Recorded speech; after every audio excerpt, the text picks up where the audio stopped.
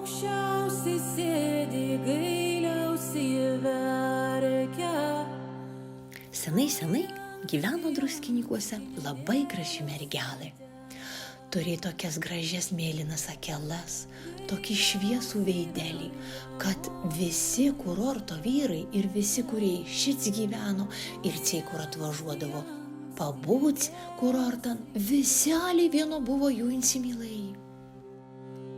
Mergaitė apie tai žinojo ir sumislino jinai visiems tiem vyram vienu rozu paskutinį vasaros dienų paskirti pasmatymų. Ir paskyrė, liepė visiems tiem vyram ateiti prie Druskonio ežero ir laukti jos.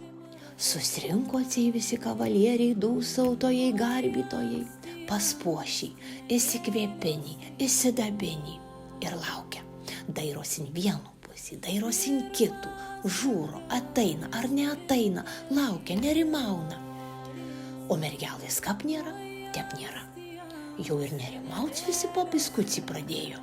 Bet laukia, nepasduoda, atkakliai.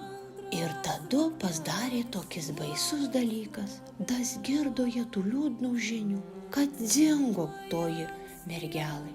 Dingo dar prieš aušrų.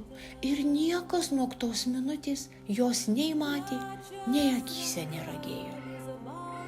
O nusminėti visi kavalieriai baisiausiai, kabėmė visi raudots, kabėmė visi verkti. Ir tep ir pasidarė Druskinykuose.